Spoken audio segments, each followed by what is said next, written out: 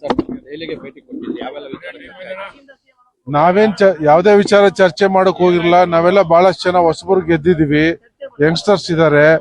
Cabinet expansion ನಲ್ಲಿ ಹೊಸಬರಿಗೂ ಒಂದಷ್ಟು ಜನಕ್ಕೆ ಅವಕಾಶ ಕೊಡಿ, ಯಂಗ್ಸ್ಟರ್ಸ್ ಅವಕಾಶ ಕೊಡಿ ಅನ್ನುವಂಥದ್ದನ್ನ ಕೇಳಲಿಕ್ಕೆ ನಾವು ಹೋಗಿದ್ವಿ. ಯಾವ್ದೋ ಉತ್ತಮ ಪ್ರತಿಕ್ರಿಯೆ ಬಂದಿದೆ ಸರ್ ನಿಮ್ಮ ಬೇಡಿಕೆಗೆ? ಈ ಬಾರಿ ಕೊಡ್ತೀವಿ ಅನ್ನುವಂತ ಒಂದು ಸುಳಿವು ಸಿಕ್ಕಿದೆ. ಒಂದಷ್ಟು ಜನರಿಗೆ ಅವಕಾಶ ಮಾಡ್ತಾರೆ. ಸರ್ ಡಿ.ಕೆ. ಶಿವಕುಮಾರ್ ವಿಚಾರವಾಗಿ ಏನಾದ್ರು ಪ್ರಸ್ತಾಪ ಮಾಡಿದ್ರಾ? ಇಲ್ಲ, ಅದು ದೊಡ್ಡ ನಾಯಕರ ವಿಚಾರ. ಅದೇನಿದ್ರು ಹೈಕಮಾಂಡ್ ಅವ್ರು ಮಾತಾಡ್ತಾರೆ. ನಾವು ಅದ್ರ ಬಗ್ಗೆ ಎಲ್ಲ ಚರ್ಚೆ ಮಾಡಲ್ಲ. ಸಿಎಂ ವಿಚಾರವಾಗಿ ನಿಮ್ಮ ಅನಿಸಿಕೆ ಅಂತ ನಾವೇನು ಬದಲಾವಣೆ ವಿಚಾರವಾಗಿ ನಾವು ಪಕ್ಷ ಹೇಳೋದನ್ನ ನಾವು ಕೇಳುವಂತರು. ನಾವ್ಯಾವ್ದೇ ಅದರಲ್ಲಿ ತೀರ್ಮಾನ ಮಾಡೋದಾಗ್ಲಿ, ನಾವ್ಯಾರಿಗಾರ ಅಡ್ವೈಸ್ ಮಾಡೋದಾಗ್ಲಿ ನಾವು ಮಾಡಲ್ಲ. ಸರ್ ಒಂದ್ ವೇಳೆ ಸಚಿವ ಸ್ಥಾನ ಸಿಕ್ಕಿಲ್ಲ ಅಂದ್ರೆ ನಿಮ್ಮ ಮುಂದಿನ ನಡೆ ಅಂತ? ನನಗ್ ಸಿಗ್ಬೇಕು ಅಂತ ನಾನು ಕೇಳ್ತಾ ಇಲ್ಲ. ನಾನು ಆಸ್ಪಿರೆಂಟ್ ಅಲ್ಲ. ಒಂದಷ್ಟು ಜನ ಹೊಸಬರು ಇದೀವಿ, ಯಂಗ್ಸ್ಟರ್ಸ್. ಅವರೆಲ್ಲ ಕೆಲವ್ರಿಗೆ ಕೊಡಿ ಅನ್ನೋದು ನಮ್ದು ಯಾರಿಗಾರು ಕೊಡ್ಲಿ.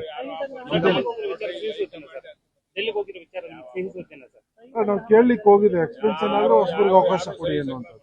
ಈ ಸರಿ ಕೊಡುವಂತ ಭರವಸೆ ಇದೆ, ಕೊಡ್ತಾರೆ ಒಂದಷ್ಟು ಜನ. ಸರ್ ಖರ್ಗೆ ಅವರು ಸಹ ಭೇಟಿ ಕೊಟ್ಟಿದ್ರು ರಾಜ್ಯಕ್ಕೆ. ಈ ವಿಚಾರವಾಗಿ ಯಾವುದೇ ಒಂದು ಸಚಿವ ಸ್ಥಾನಕ್ಕಾಗ್ಲಿ ಮತ್ತೆ ಸಿಎಂ ಬದಲಾವಣೆ ವಿಚಾರವಾಗಿ ಯಾವುದೇ ರೀತಿಯಾದ ಪ್ರತಿಕ್ರಿಯೆ ಕೊಟ್ಟಿಲ್ಲ. ಇದ್ರ ಬಗ್ಗೆ ಏನ್ ಹೇಳ್ತಾರೆ? ಇದು ಹೀಗೆ ಮುಂದುವರ್ತಾ ಹೋಗ್ತಾರೆ ತಾರ್ಕಿಕ ಅಂತ್ಯ ಹೇಗೆ ಅಂತ? ಅದನ್ನೆಲ್ಲ ಈಗ ನಮ್ಮ ಕೆಲವು ಸೀನಿಯರ್ಸ್ MLAಗಳು ಬಂದಿದ್ರು. ಅದ್ರ ಬಗ್ಗೆ ಗೊಂದಲನ ಬಗೆಹರಿಸಿ ಅಂತ ಅವರು ಕೂಡ ಸಪರೇಟ್ ಮಾತಾಡಿದ್ದಾರೆ.